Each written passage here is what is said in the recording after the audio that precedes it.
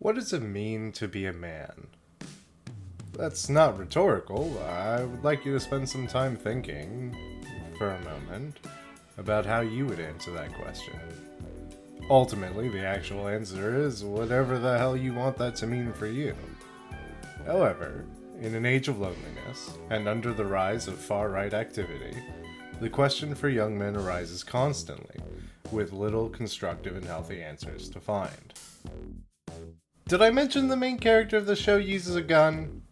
Sure, it's powered by spirit energy rather than good old-fashioned American freedom powder, but it's still a gun. YuYu Hakusho is an anime that I personally resonated with at the age of 12 and 13 that stuck with me so much that I still find meaning and power in it at the age of... Holy shit, I'm almost 30. Young men across the world find themselves without an answer to our initial question that satisfies their need to be masculine, while also addressing the contradictions that exist in a society that serves to only extract from its working class. The systems divide people across demographics in order to prevent the growth of class consciousness. Women are predominantly, and clearly, the victim of this patriarchal design, and yet, so often too are men. This is not a video about the pure and solitary plight of men in the modern world, so please don't construe this as one of those videos. We live in a patriarchal world in which women are constantly being subjected to the whim, desires, and abuses of men. However, as much as I am here to fight alongside and support the girls, I can't speak to their experiences in the way that I, as a late 20s, cis-het man, can speak to the experiences of young men. And young men suffer too under a patriarchy that emphasizes traditional gender roles and norms. As an adolescent boy growing up watching anime in the aughts, I was clearly not one of the popular kids in school. My mom was rarely home, working multiple jobs just to make ends meet and put food on our table. I never knew my father, and the few men in my mom's life were, let's just say, less than stellar exemplars of masculinity. Much of my formative years were spent in front of television screens and computer monitors, absorbing myself within the fictional worlds of anime and video games to pass the time, to get by. When I was not sequestered in my room with the lights off, trying to make sure no one noticed the little gremlin child who would sneak out of his room to eat peanut butter sandwiches in the middle of the night, I was at school. If you're watching this video, you too also likely grew up watching anime, and you know what I mean when I say that the feeling of being an otaku in the 90s and 2000s was lonesome. You were lucky to have a few people in school to talk to you about your favorite shows, and that was only if you stuck to Dragon Ball Z and maybe Naruto? Side note, I'm not a big One Piece fan. Never made it past what was aired on Toonami in my childhood, and I don't know. I love how many people seem to be enjoying it today. The modern anime scene is a distant cry from what many grew up with, especially those of us who survived in the era where you could be bullied mercilessly for admitting to a love of Japanese animation. I'm not here to be an elitist or play gatekeeper to an entire subculture that, as expressed in the sheer conception of this video, might literally have raised me. If as an adult now the themes of One Piece resonate with you in ways that bring you into the world of anime, I say fuck yeah. That rocks. Welcome. This boy's name is Yusuke. He's 14 years old, and he's supposed to be the hero of this story. But oddly enough, he's dead. That's it, boys. Cut the video. That's what it means to be a man. To die at 14, getting hit by a car, saving a kid. Take notes. What do you mean there's more episodes after this? Yusuke Urameshi is a 14-year-old boy with an alcoholic deadbeat mother and an absentee father that is never seen on screen. He does make an appearance in the manga, though. Our protagonist is, as is typical in anime and manga terminology, a delinquent. He gets into fights often, and is known to be the strongest kid in the city. When his name is mentioned, it's met with fear, scorn, bitterness, or some combination of all three by his peers and even adults. Fuck, I love Keiko. While she is in many ways a typical female character in a shonen anime, a character whose presence is predicated solely on the male protagonist that she has a crush on, Keiko feels more than that, in my mind. She doesn't take shit from anyone, including Yusuke, and isn't afraid to stand up for him despite his public perception. I know this video is about the boys. Sorry guys, but Keiko's awesome. I feel like she helps to establish an example that if we are going to have reductive female characters that are only to help motivate the male lead, this is at least a way to do so while preserving the agency of the woman and show that women aren't a monolith. Yusuke is raised more by Keiko's parents than his own, as shown by how close he is with her parents and how adamantly they come to his defense when Yusuke, in Kuwabara's body, claims that he is Yusuke. They care about him, and they know he's a good kid with a lot of weight that he carries. And at the moment of this scene, he's also dead! Can I say that I've never made it through Yusuke's funeral without crying once? Yu Yu Hakusho is my go-to anime that I make a deliberate plan to watch every year, almost ritualistically. It's like slicing onions for me. I know it's gonna make me cry, and no matter how much I prepare for it, I still cry. Yusuke gets reverse Ebenezer Scrooged into realizing that there are, in fact, people who care about him, and that his life really does have meaning. Atsuko's tears here, while somewhat undercut by her actions upon hearing of his revival in the following episodes. For fuck's sake, Atsuko, he's not even conscious yet! Can you wait like a minute before going on another bender? Reveals her true feelings for her son in a way that Yusuke likely has never actually seen before. He probably knew, somewhere in his heart, that his mom loved him. However, how often did she tell him that? How often did he see his mom express such strong emotions, let alone for him? We'll put Kuwabara's reaction at Yusuke's funeral to the side for now, as Kuwabara deserves his own section later on in this video. God damn, Principal Takanaka's a legend. Iwamoto and Akashi are cartoonishly evil antagonists in the beginning of the series. Like, who let these guys be teachers? Akashi actually didn't give a fuck about Akubo's family whatsoever, and legit psychologically tortures Kuwabara and Okubo over it. I won't pretend to have any real or tangible understanding of Japanese education, but holy shit man, do I hope it doesn't look like this. And there's the waterworks.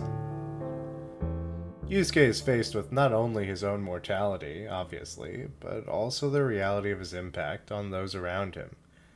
While his public perception is that of a no-good delinquent, those who really know him care so deeply about him. Let's be clear, Yusuke certainly was lacking all around in the adults in his life, except for you, Mr. and Mrs. Yukimura. You guys are all right in my book. But I can't help but really love the words Takanaka gives here. I remember as a kid, I couldn't understand why he was so mean to Yusuke here. As an adult, I think I finally understand that Takanaka had a real human affection that was more complex than just sadness. There's a disappointment in his voice. He both found himself surprised to hear Yusuke saved a child, while also fully knowing that Yusuke was so much more dynamic than just the delinquent persona. Yusuke had the ability to do so much good, as we clearly see in his work as Spirit Detective, and yet he died young with few who had kind words to say about him. That's depressing as shit, just conceptually. The gifted student to mentally ill adult pipeline is strong, and I remember thinking to myself when I first saw this episode that maybe if I died, would people be disappointed in me? No one person can accomplish great things alone, but everyone has a role to play in the struggle of life. Could I one day be helpful to someone? Could I one day be able to save somebody else? Probably not, of course, but if I died, I wouldn't know the answer. Childhood Cyrus could not fully grapple with these ideas back then, and I feel like that may have been a good thing. It made me think about it. My brain might have been too squishy to come to any conclusions, but the thoughts might have been more important for little me. I don't know, but if you do need to hear this, you're valuable.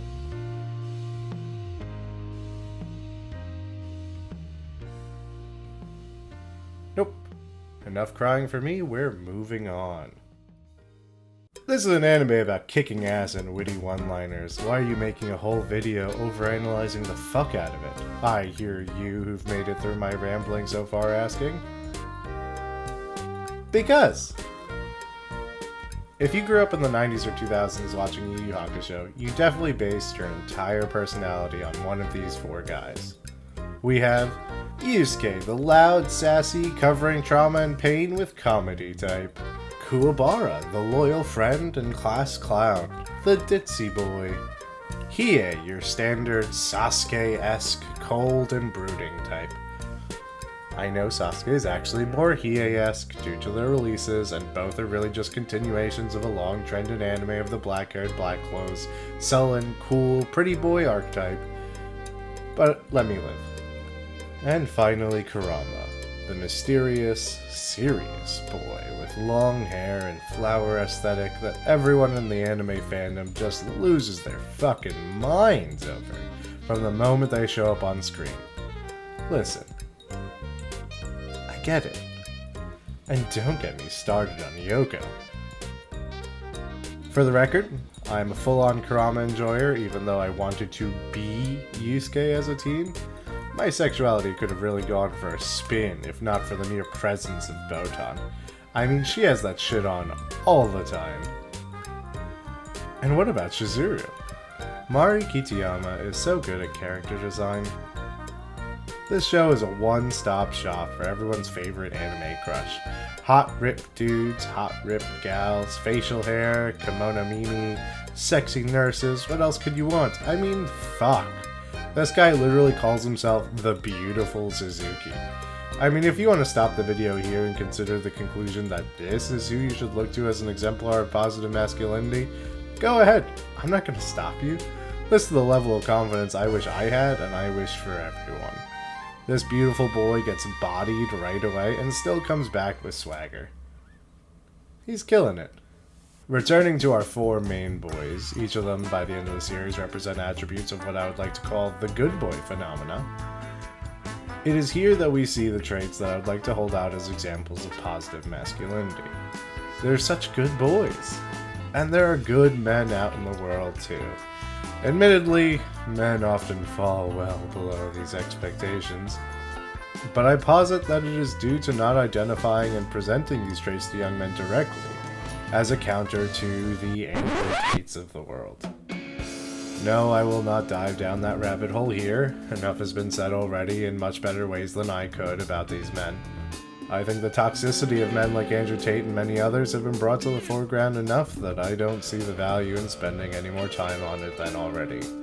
If you're the kind of person who likes those kinds of men, I won't ask for anything more than for you to stick around and watch till the end, if you can stomach it. It's young men like you who I'm most hoping to reach. For the rest of you, you already know the deal with these pieces of shit.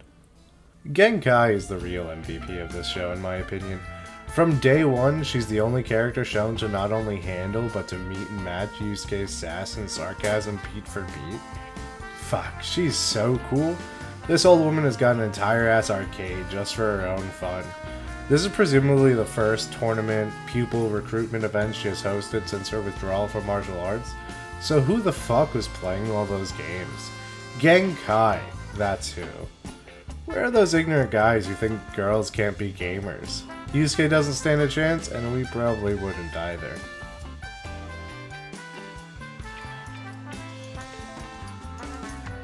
While I think Yusuke's character arc is the most fleshed out and directly commented upon by the series itself, I believe it's worth outlining here. Yusuke spent his entire life up to this point covering up his feelings and burying them down within himself, because to do otherwise would be too painful. I'm sure many can relate to the feeling of wanting to withdraw or abandon your own emotions just to get by every day. Yusuke at the start of the series is an expert at that. Yusuke is actually an excellent example of toxic masculinity at this point, where the most expressive and emotional responses from him come through in anger and outbursts of frustration. His smiles are cynical, his laughter is bitter, and the only real windows into his heart are open through rage and nothing more. Growing up, there was little I feared more than adult men that acted this way. Walking on eggshells around your family is a strong indication that you don't feel safe or comfortable even in your own home. And yet, as we see with Yusuke, it's not because these men are only angry or just emotionally barren. I would argue that this is the result of not having a Genkai in their lives to help break down those walls of shit that they built up over years with their own struggles and insecurities.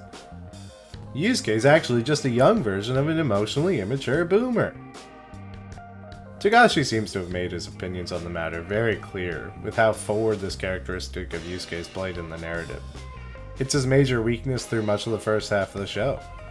While he cares deeply for his friends and loved ones, he knows neither how to show it nor how to handle that love internally. He wants to protect those he loves, to be strong for them, to use his abilities to keep them safe and comforted. Yet he's not strong enough.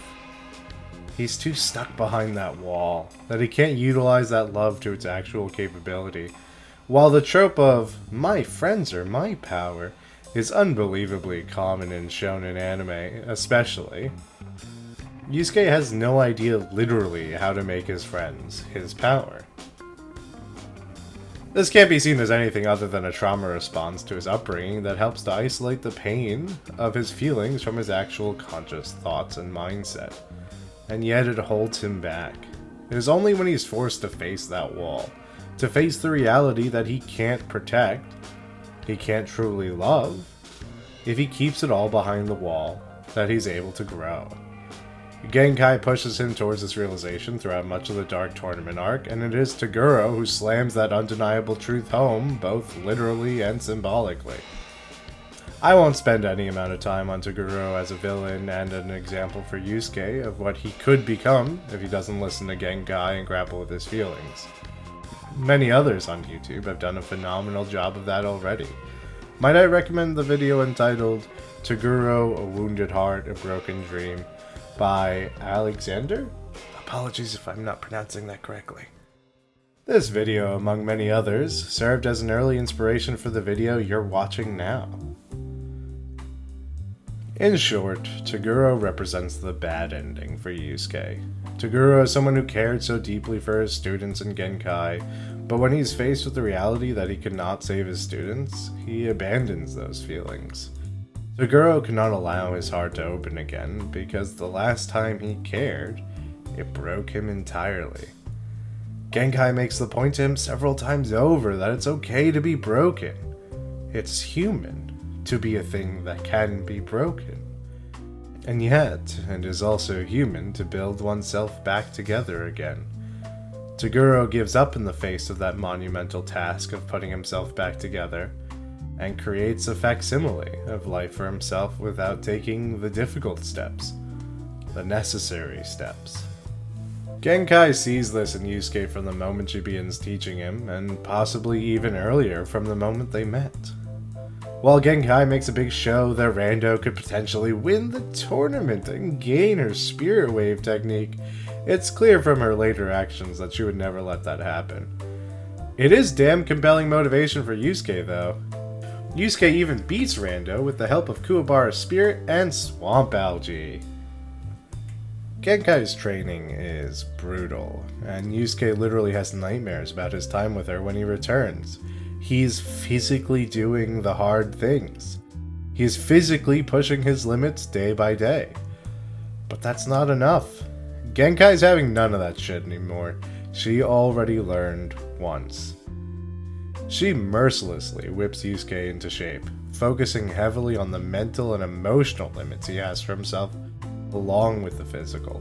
If it isn't clear already, there will be many specific spoilers going forward, so if for some reason you've not watched Yu Yu Hakusho yet and you are still here, go watch and come back. Go on, I'll probably still be here. There are two major character moments for Yusuke in the lead up to the Dark Tournament Finals that really breaks this whole character arc open. First is when Yusuke fights to absorb the spirit orb into his body in the cave. Yusuke knows that he needs to be stronger. Maybe consciously he thinks it's about his physical strength, but the spirit orb tests his mental and emotional strength more than anything. Is he willing to endure excruciating pain? Is he willing to fight and do the difficult things that are required to build himself up? Toguro ran from a very different kind of pain, but he ran from it nonetheless. Yusuke has the opportunity to run from this pain. He could let Genkai take it back. But our stubborn boy is having none of it. Genkai smiles, seeing him. Primarily from the relief of knowing that she did not kill the student that has become the closest thing to a child for her that she has ever known. I would also add, though, that her smile is reflective of the understanding that Yusuke will not be another Toguro. This teenage boy is willing to fight tooth and nail for the people he loves, even if it pushes him to the very brink of death, and maybe even beyond that. The second moment, before the beginning of the finals, is, of course... Holy fuck, the episode just started. Can we talk for a second about the title cards for anime in the 90s? Like, what the fuck is this? Why are you actively spoiling your own plotlines mere moments before they unfold on screen? Who thought these types of episode titles were a good idea? Dragon Ball Z did this shit too. Like, just let me watch the episode. I'm already here. It's not like I need to be hooked any more than I already am. Imagine you were watching The Sixth Sense and it led the film off with a little title card that said, "Malcolm dead? The shocking truth." Anyway, I actually think these episode cards are super charming, but fuck does it hurt whenever I show someone Yu Yu Hakusho and they see this after listening to the banger opening. Despite my complaining about the spoiler card, I still cry watching this episode. I know it's coming from a mile away, and I even know that she comes back literally 14 episodes later. Still can't stop the tears. Genkai so clearly loves Yusuke and wants him to be better than both herself and Toguro so badly that I think the anguish of this episode's cut straight to the bone. Genkai's death is the first time Yusuke's walls are truly broken down in a way that he is maybe not ready to deal with, but equipped for at the very least. I'm literally tearing up as I write this, thinking of the moment that he shoots the spirit gun into the air for Genkai. Could the Yusuke of 50 episodes ago have handled this emotional trauma as well as he has now? I was gonna say, I don't think so. But I'll be as declarative as saying a hard no to that question. Losing someone isn't easy, especially when they represent such a crucial foundation of your life, growth, and love in the way that Genkai was for Yusuke. I was pretty young when my grandpa died, barely in my tweens. I distinctly remember about a month after he passed, I was sitting on the bus on my way home from school. I was getting the very normal and basic amount of teasing from the kids sitting next to me, and I just exploded. I started screaming and crying to the point that the bus driver stopped the bus and had to come talk to me just to make sure I wasn't like dying or something. My grandpa was the only person I fully knew at that age, loved me with all their heart and cared about me. Looking back, I barely remember him now, but the feelings are still there. And that's kind of cool, isn't it? I may not be able to remember conversations I had with him, or the card games he insisted I learn so that we could team up and beat my grandma. Yet I still remember the warm feeling that I felt being with him. Human memory is a weird thing, but that just goes to show how much of our biology is rooted in the emotional side of things. just as much, if not more so, than the logical. When I think of him today, I get to have that warm and safe feeling all over again, and he's been gone for almost 2 decades. Yusuke had to speedrun that whole range of emotions because he had to be ready to fight Toguro when the time came. He didn't bottle it away, he didn't just make jokes and bury it all, and he didn't bring the walls back up to keep himself safe. He let it out. He felt it all. What could be more emotionally mature than that very Herculean feat? Yusuke's ready to fight Toguro not just because he got the strong muscles. He's ready because his mind and heart have been put through their paces, and he's ready to come out the other side with a passion and strength. A lot of anime plots would be quashed real fast if characters had access to and were willing to go to therapy. But that really applies to most fictional plot lines, right? Now that I think about it, and as I write this, fiction really does model itself from reality. If you have the ability to and financial means to meet with a therapist, check it out.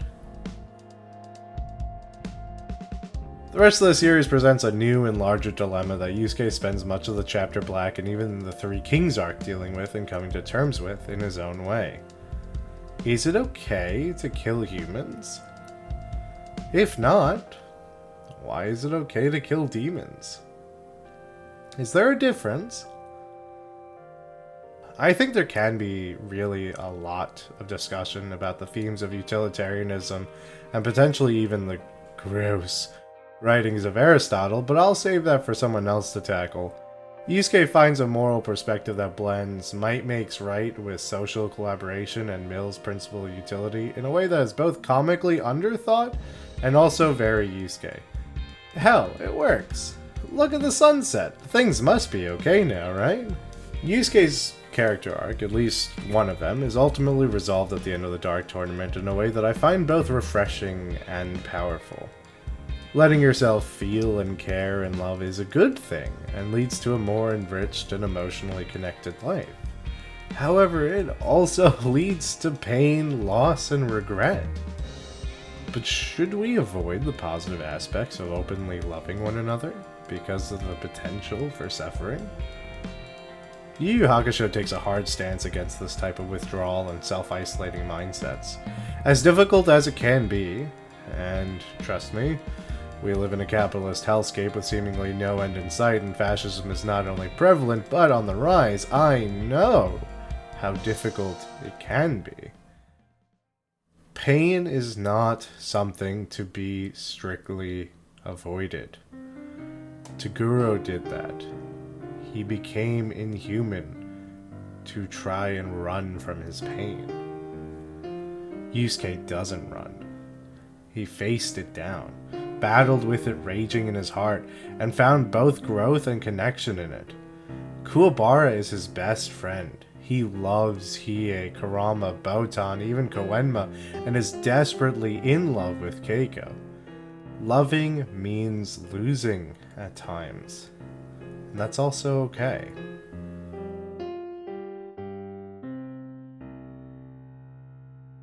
Side note, sorry, as much as I love Genkai and appreciate her snark in the later arcs, I'm gonna say it, it's not an unpopular opinion by any means, and yet I feel guilty saying it. Genkai should have stayed dead after the Dark Tournament. What lesson is that giving the audience when the most important emotional struggle of Yusuke's life to this point was just Uno reversed? I think the show does an excellent job of both explaining the how and why, but I still think there would have been something a bit more relatable and true in Genkai staying dead. I would happily take a few cameos from the spirit world, her kicking George's ass in video games, or just getting up to some sassy shenanigans with some of the other big dogs in spirit world. At least her death would still retain the weight it held over Yusuke, while allowing for some comedic banter, and even moments where she's looking on and feeling the same worries for her student that she ultimately feels during the Chapter Black arc. I think there was a missed opportunity to showcase the long-term grief and struggle of losing someone, while also addressing how cherished memories can be, and how powerful we can hold people who are gone in our hearts. Okay, so we got a bit sad. That's okay though. Normally I would joke about it, laugh it off, hit some little shitty one-liner, and move on. You might notice trend pattern here, maybe? However, I think that would be going so against the thesis of this essay that I just have to sit in the slight uncomfortableness here. If I'm gonna make an entire video essay about how important it is for young men to openly embrace a wide spectrum of their emotions, I can't simultaneously do the very things that many of us do to avoid looking at those emotions. Look at how fucking cute Pooh is. Yusuke's further development and character arcs take him through the Chapter Black and Three Kings arc in a constant debate and struggle with the value of life. Primarily the value of human life versus that of a demon's life. But while Yusuke had no issue killing demons in the past, the antagonists of the Chapter Black arc are human beings who hate other humans for the sick and disgusting actions humans have committed against one another.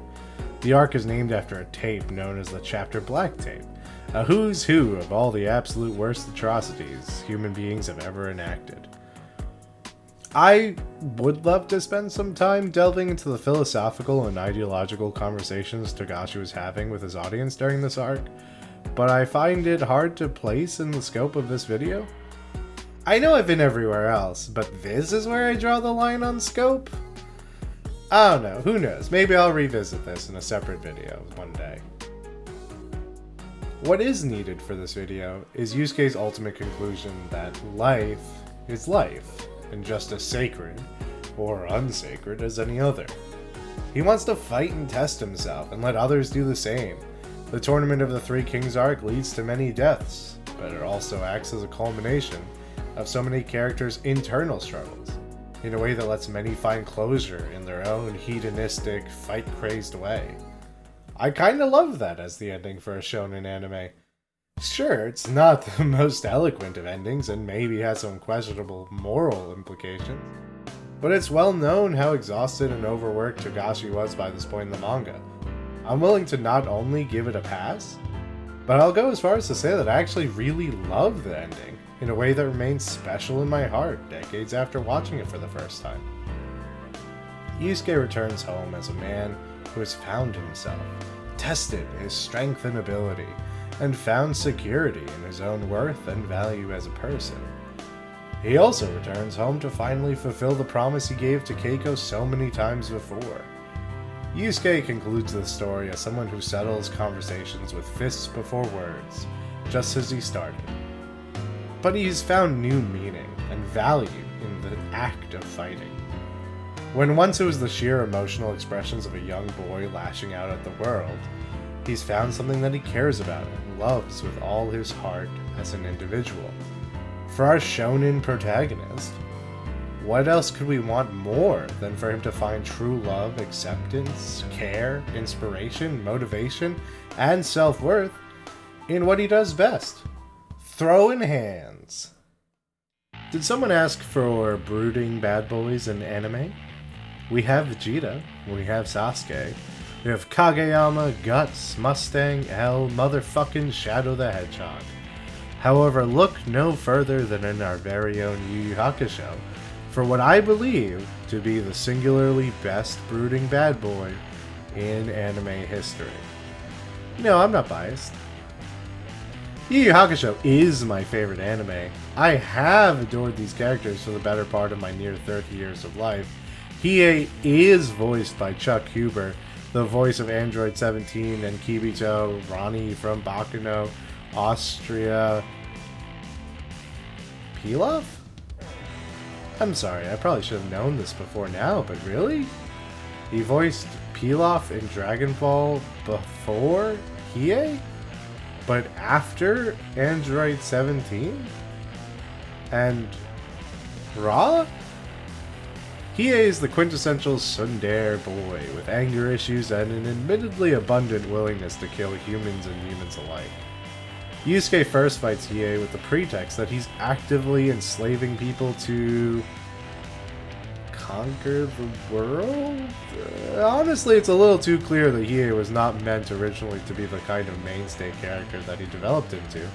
But that almost makes me love him even more, and especially love Togashi even more. I really love the idea that Togashi was just like, what's the coolest thing I can think of for this one-off bad guy's design? Eyeballs. Fucking tons of them. He should transform to be fucking green too. And yet, he became way more popular than Togashi intended, and was able to hold his own next to the dreamboat that is Kurama. We'll get to you in a bit, Foxboy. Hiei's backstory in the beginning is obviously pretty light. He was more akin to a monster of the week from Sailor Moon or Power Rangers. I will just admit here that I have not seen more than a few clips of Super Sentai. I know.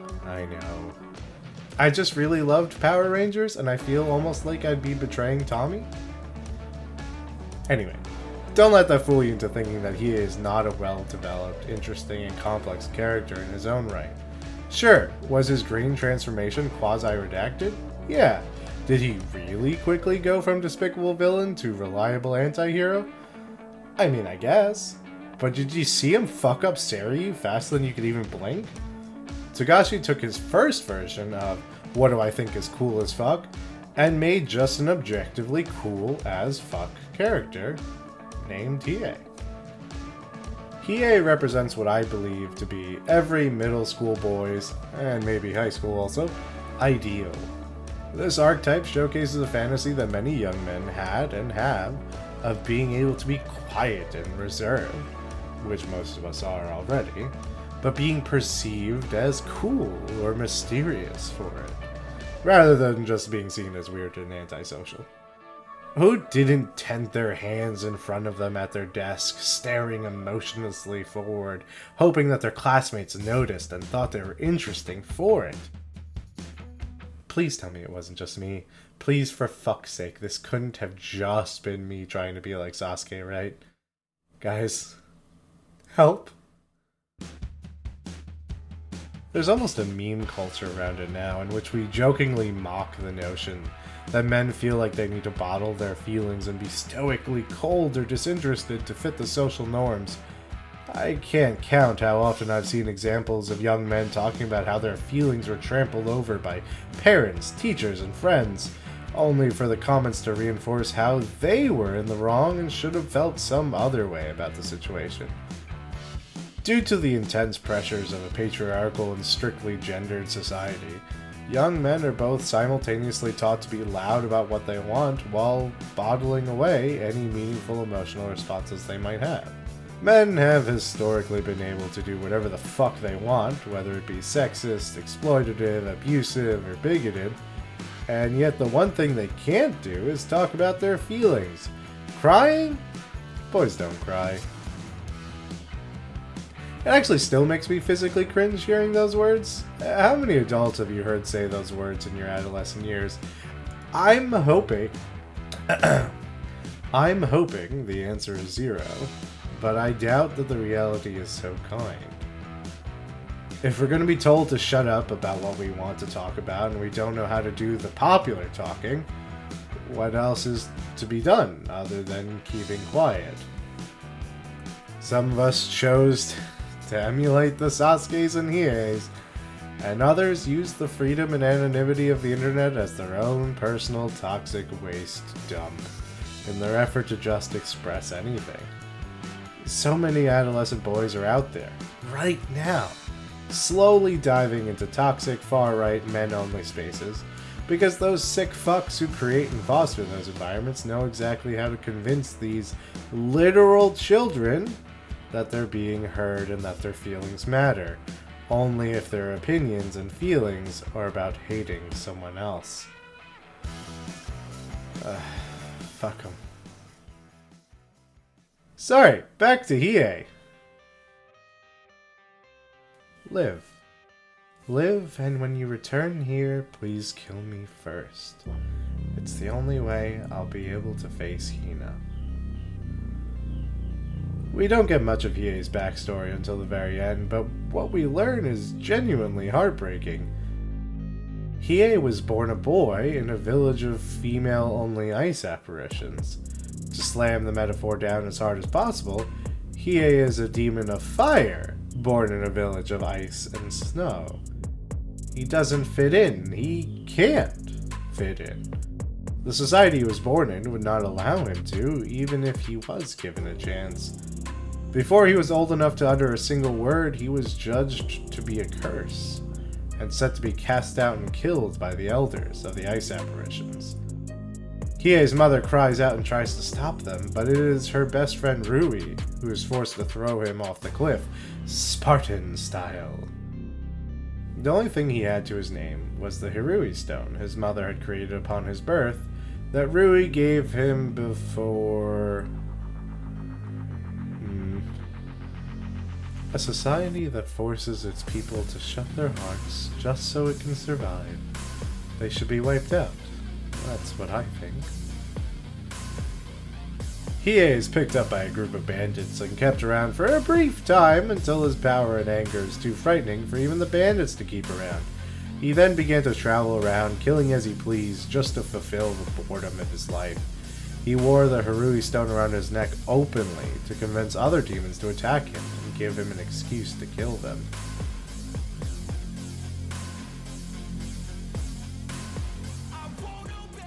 Don't be such a victim. If you want that country eradicated, do it yourself, instead of pinning your hopes on a brother that might not even be alive. Brief pause here, but I wonder if there was some inspiration for the section of Hiei's backstory taken from Kentaro Miura's Berserk. For those of you who have not read it or watched any of the adaptations, I'm referring to an arc entitled the Golden Age arc in Berserk that ran in monthly Animal House and Young Animal magazines from 1991 to 1996, right in the midst of Togashi's work on Yu Yu Hakusho. Chapters 159 and 160 of Yu Yu Hakusho are titled in English, How They Spent Their Year, Hiei Part 1 and Part 2. These chapters make up the biggest foundation of Hiei's backstory, and they both were released in March of 1994 in Weekly Shonen Jump. I don't know if Togashi was actually inspired by Berserk, but I think there's a cool parallel here that someone much more knowledgeable than I could probably connect. You're right. You're absolutely right. Somehow, even if I found him, I think my brother would have said the same thing. Hiei spent so much of his life hunting for his mother's village to exact the very revenge Rui predicted and asked for. He trained and fought and killed, all to grow stronger and fill the void, all while preparing for his eventual vengeance against the very people that ostracized his mother and sentenced him to death as an infant. However, he spent much of those years looking deeply into the Hirui stone. During those times, and only those times, you allowed yourself to feel happy. Faced with the stone's curious power, it was impossible not to think of the person who made it. What else is Hiei but a boy searching for family and acceptance in a world which immediately cast him away and told him he would never find a home to call his own? In an obviously much less direct way, how many people feel this in their very own lives? I have presented the video to this point as one aimed at tackling issues facing young men. However, I genuinely believe these issues are so much more ubiquitous than that gross and reductive perspective. I would like to take a moment to embrace the universal struggles of human beings in a way in which we can find love and solidarity in one another. This video is just the product of a late 20-something man ruminating on experiences in the only framework I have, which is my own. I'm sure you guys know what I mean, but I thought it was important to remind everyone how non-gendered these issues really are.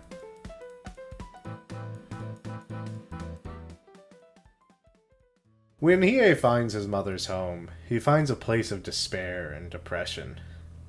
He never killed the ice apparitions, because he realized that they were suffering and dying all on their own without him. He took pity on them. Fortunately, he did learn one thing from his journey to the place of his birth. he had a sister who left years ago. Hiei never reveals his identity to Yukina. It's revealed that the surgeon who implanted his Jigan eye demanded the price of never letting his sister know who he really is. But Hiei reaffirms that he never intended to and will not in the future. I find it heartbreaking, but also emblematic of what Hiei's worldview is by the end of the series. He doesn't want Yukina to rely on him, and he doesn't want her to know the kind of man her brother turned out to be. Just as he spent so much of his life searching and never really finding what he was looking for in the way he expected, he did not want Yukina's journey to end in a similar way. Mikuro is a character that I instantly loved from the moment they appeared on screen, and only loved her even more as she grew closer to Hiei. She understood him in a way that only someone who experienced some of the same angers, frustrations, trauma, and darkness could. By the time Hiei battles Shigure in Mikuro's headquarters, which ends in their mutual kill, he's realized that he doesn't have a reason to live anymore. He found his sister. He found friendship and belonging with Yusuke and the others, and has grown as strong as he ever wished. And yet, Mikuro tells him to stay alive with her. I feel like I can show you everything there is to me. I've touched your soul, now you touch mine. It is a rare and valuable thing to feel a sense of belonging in the people you surround yourself with. To feel at home with the people, not a location or action, is something to be cherished and sought out with all our hearts. Who doesn't want to feel at home with their friends and loved ones? Anime is filled with groups of friends that feel like a constantly moving space of safety, comfort, laughter, and memories that will last a lifetime.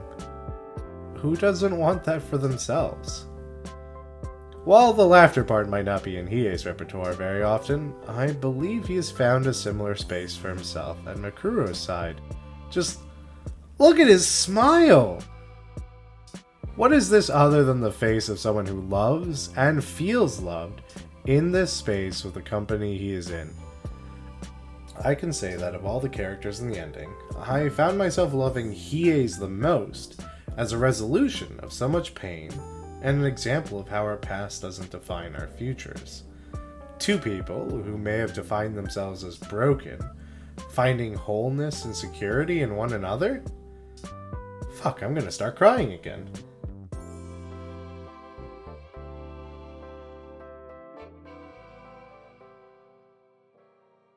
Sexy Fox Boy to the rescue. What is there to say about Kurama that hasn't already been said across the internet? The sweet, kind, sensitive, pretty boy with an attitude and a cutthroat underside. Kurama has it all. Admittedly, I find Kurama to be one of the more cut and dry characters in terms of his growth and character arc.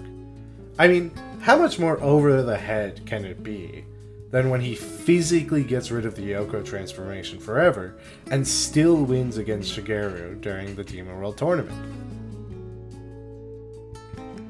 Kurama is an ancient and legendary demon who is hunted by the Spirit Defense Force. Hunted by the Spirit Defense Force and injured enough to flee to the human world and nestle himself in an unborn child, Shuichi Minamino. Is it Suichi? Shuichi? I know the anime, the dub at least, says Suichi, but this says Shuichi. I don't know. He stays dormant and lives a normal life as a human, finding himself growing attached to his new human mother who cared for him all these years. It isn't until his mother gets sick and is on the brink of death does he reveal his true identity to Hiei and participate in the heist for the 3 artifacts of darkness. While Hiei is in it for, as discussed before, world conquest, maybe? Goki just likes eating kids, but Kurama's there for one reason and one reason only. The Forlorn Hope is an artifact that grants the person who looks into the mirror their greatest desire. For a price. What is that price, you may ask? Well, the user's life, of course. That's not cliché at all. Who am I kidding? I love cliches. Kurama tries to give up his life for his mother, sacrificing not just his 15 years as a human, but centuries of his demon life for someone that he, if we believe the common assumptions of demons in this world, should have no reason to care about. I can't say if I think Togashi was planning this all along. As I said before, the rabid scramble to publish every week, and the mounting pressure and demands against him probably left little time for much long-term planning. But even if it wasn't planned originally, this is such a perfect setup for the later conflicts Yusuke faces in the back half of the series. Kurama, a demon, is trying to sacrifice his life to save his human mother. Anybody else would have just let him do his thing, taken the forlorn hope back to Koenma, and accepted a job well done. Yusuke isn't anybody else, fortunately. He reaches his hand into the mirror's path also, willing to sacrifice his own life for Kurama, a demon who we just met. The Forlorn Hope rewards both of them for their sacrifices by not taking either life and still saving Kurama's mother. That's convenient. Kurama is an early example of demons not being a monolith. If anyone should be a cutthroat killer and incapable of growing attached to humans, it would be the demon we eventually come to know as Yoko Kurama. But Kurama, like anyone else, contains multitudes and cannot be pinned down just as easily as all that. Yusuke recognizes this so soon into his career as spirit detective, and I think this helps set the stage so well for Yusuke's later actions, especially during the Three Kings arc. Demons are people too! Who knew? Kurama spends much of the series being the brains of the group, a much needed trait in a team of blockheads. While the others race to battle and want to just start throwing hands out the gate, Kurama's observant. He watches, he waits, and he thinks. This tends to be a double-edged sword for him as the series progresses. Genki showcases this first as Kurama wins, but not without taking a critical wound.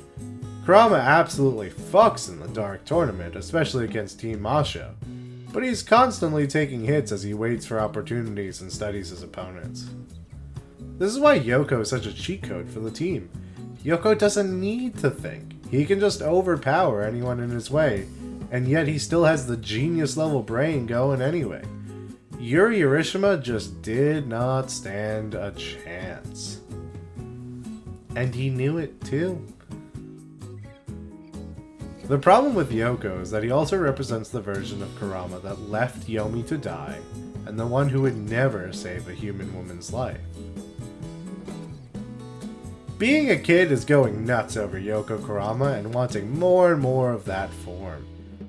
Growing up is understanding how toxic Yoko was for Kurama, and being happy to see him rid himself of that part.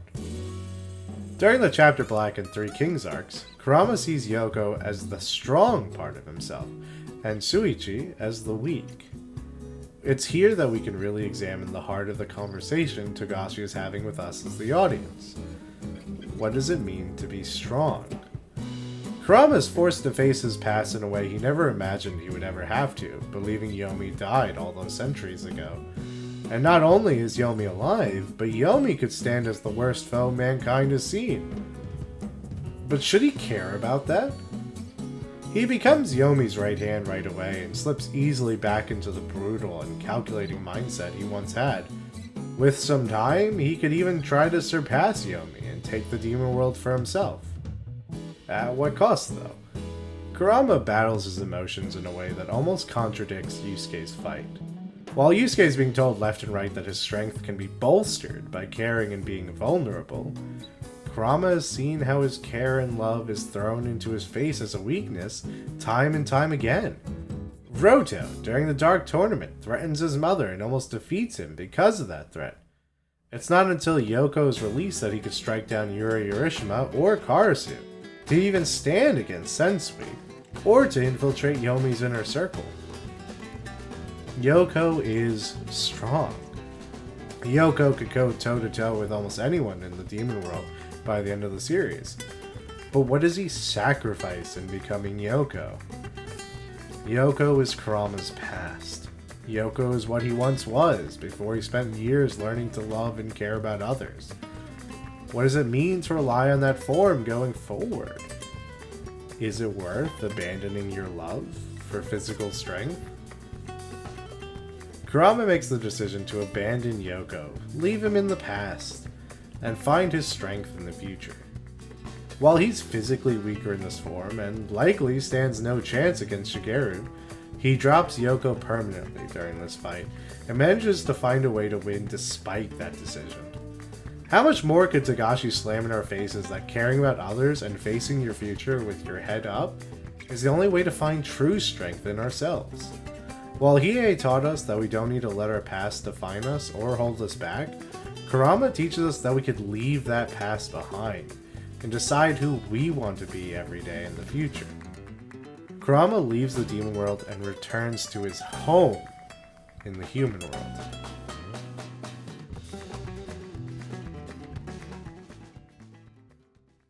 Okay, now I cannot say how excited I am to be reaching this point of the essay.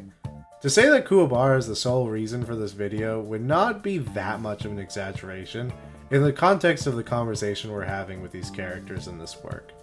This fucking goofball here is who I wanted to talk about so damn badly that I made a whole video to act as context, and an excuse to just gush about how much I appreciate his story, and especially the ending for his character in the series.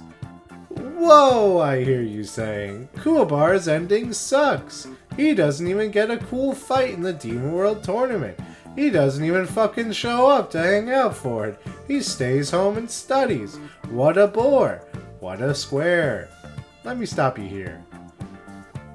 Kuwabara has the most well-written and perfect ending for his character in the series, and I would argue that his arc stands toe-to-toe with that of any other character in anime. Is that a lot? Sure. Am I definitely being hyperbolic? Maybe. But do I believe that wholeheartedly? Yes. Let's cut to the chase here. What is Kuwabara's character teaching us in the context of Yu Yu Hakusho's representation of masculinity?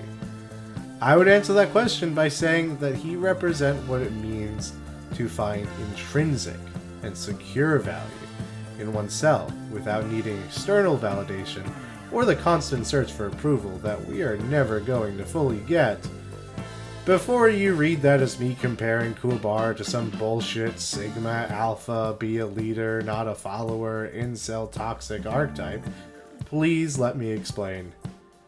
Also, let me jump in here and say, hopefully everyone who's watching this video and reached this point understands that Sigma, Alpha, Beta, male shit is just that. Shit. It's disproved entirely within the realm of human beings, and serves only for right-wing talking pieces to glorify hatred, solitude, and the death of empathy. Okay. Going back to it. Let us review the events of episode 1 regarding Kuwabara.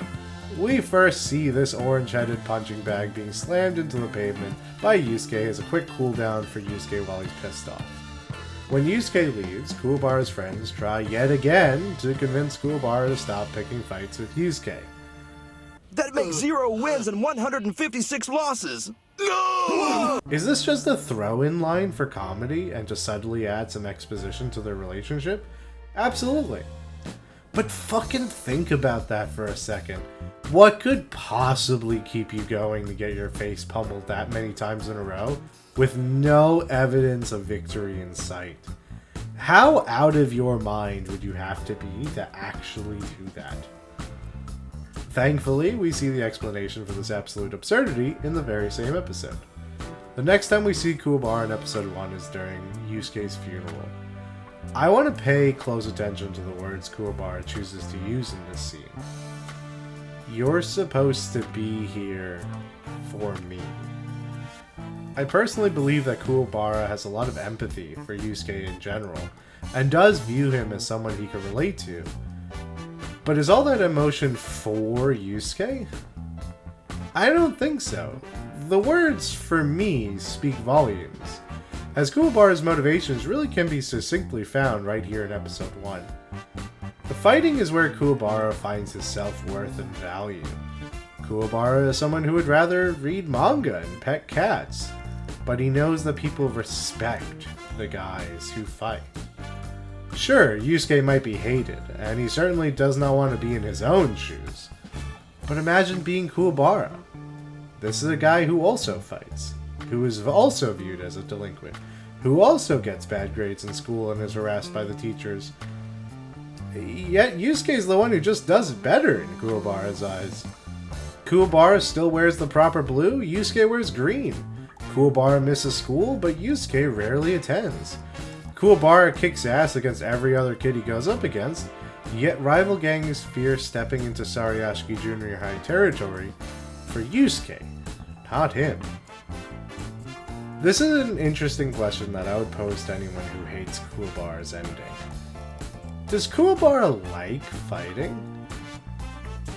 Like, really? Does he? Because at least in my own watching and reading, I don't think he does. He does it because he feels like that's what he has to do, not what he wants to do. Yusuke loves fighting, we know that. However, the second Kuwabara gets the chance to not fight, he takes it. Why was there the conflict between the two of them during the chapter Black Arc? Kuwabara got his taste of fighting. He's a champion of the Dark Tournament at that point. He killed, or at least believed to have killed, Elder Toguro. He's proven himself more than he could have ever dreamed before. Not only that, but he's seen people he loved die. He's seen blood and death in a way that he literally could never have imagined. He sacrificed his own life for Yusuke to beat Toguro. Toguro spared him, but Kuwabara couldn't have known he would do that. Kuwabara jumped into action every time Yusuke needed him to, and was willing to lay everything down for Yusuke to win and save everyone. What the fuck else does our favorite Pompadour need to do to prove himself? That's the thing. He doesn't need to do anything. I'm of the belief that Kuwabara fought his entire life to prove himself to others. To his friends, to his classmates, to the rival gangs, and eventually to prove himself to Yusuke. He found his only self-worth in being able to fight, and sought the validation of others in it. I apologize for asking this question, but I want you to take a moment. Where does your self-worth come from? I hope that you're able to find your own value, love, and worth within yourself, without the need to please or impress others. But also, who doesn't know what that's like? Who didn't do stupid shit in school to impress their friends? I remember going to school every day with the constant fear of embarrassing myself, and finding the only validation I could in either making people laugh, or by appearing smart. I do mean appearing, by the way. I don't believe in that kind of shit anymore, as I think everyone has things that they know and things that they don't, things they're passionate about and things they're not. As a history teacher, I'd like to believe that I know a good bit more about history than the average person, and yet put some math or physics in front of me and I'll run for the hills. Does that make me stupid? I don't think so. Some people fix things, some people write, some people paint, while others manage numbers. People create, people produce, people consume, and people exist in whatever fashion they choose. Intelligence plays little to no part. Except if you don't like anime, that's an intelligence thing, definitely. Young Cyrus was a little shit who wanted people to like him, regardless of the fact that the version I presented to people was far removed from who I actually was. When I say it out loud, it's ridiculous, isn't it? I wanted people to like a character that I played for myself, and was genuinely devastated when people didn't like that character. I would argue that Kuwabara's delinquent persona is just that. A character that he thinks he's supposed to play for others. At the beginning of the chapter Black Arc, I think Kuwabara was just beginning to realize his own internal value and love for himself. But it isn't until he fights Seaman that he unlocks the Jigento and becomes an individual unparalleled in his ability. There is quite literally no one else in the world, in any world, that can slice through the barriers the way Kuwabara can. What more could anyone want from him? I think this is exactly the question he asks himself upon the conclusion of the Chapter Black arc. He invaded the demon world with Kurama and Hiei, sliced through the barrier between worlds, throwing caution, safety, and the human world to the wind to get revenge for his best friend. He saw his best friend return from death, becoming something quite new and different, something he literally could never be. And that's okay. Kuwabara is infinitely loyal to his friends, and he would have gone to Demon World with Yusuke without the prodding of his sister Shizuru telling him to study for an exam to get into a good high school. The Kuwabara of old would never have let himself stay behind while he read books and looked at flashcards. Some people point this out as some sort of character assassination of the ending as a result of Takashi's forced and rushed ending of the series. I disagree. In fact, I think the idea of Kuwabara fighting in the Demon World tournament is nothing more than fan service. Why would Kuwabara keep fighting? It's not like he's stronger than Yusuke. And finally in his life, that's okay with him. Yusuke can handle that stuff over there without him. He has his own life to worry about, and his own future to think about. If Yusuke asked him for help, he would help. And he did in the All or Nothing OVA. But that's not who he is anymore, and that's not what he wants to do. He'll help if needed, but he's focused on himself right now. If you've ever spoken the words, "I'm finding myself right now," then you know what Kuwabara is going through as the series comes to an end. He spent so much of his life trying to meet the expectations, or perceived expectations, of others, that he doesn't really know what he loves and what he wants. So he's taken the time to figure that out. As someone who loves the character so much, why would I want him fighting in the Demon Tournament? Okay, I know this is a shonen anime about badass fights, and Kuwabara does get a bit snubbed in the badass moments department. I know that it would have been fucking sick as hell to see Kuwabara use his Jigentou to carve up the competition in the Demon World Tournament. And I would have loved seeing Kuwabara get this culmination moment of badassery. I just think that that's more about wanting to see cool shit rather than actually trying to understand the real human beings that Kuwabara represents and those that identify with him strongly. By the way, fellas, did you see how much of a catch Kuwabara becomes in the last episode? He's got girls asking him to hang out, and making fun of Kurama for looking like a girl, and Kuwabara stands up for him and turns the girls down. Fuck. Don't you want to be like this guy now? All jokes aside, Kuwabara is one massive green flag, and I love him. I want nothing more than for him to be happy, because I think he is what we all really are. None of us are the main character of some epic fight anime, but all of us are the main character in our own slice of life. Him being happy means that all of us can be happy too. I'd like to believe that, at least.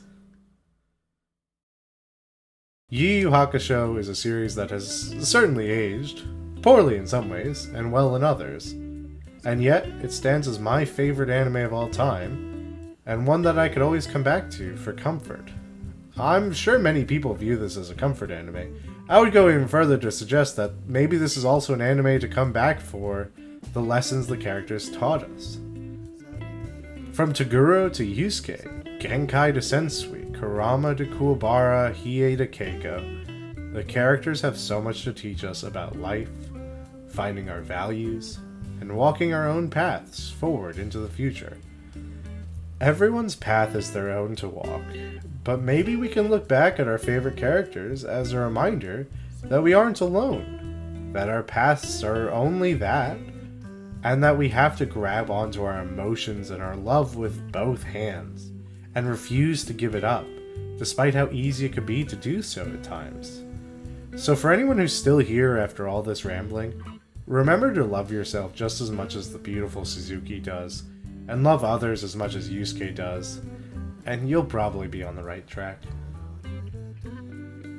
Fuck, that was a long video.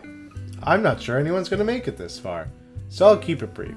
If you liked the video, please subscribe. I'm not sure when the next one will be out, but I have a few ideas already cooking in mind. If you didn't like it, why are you still here?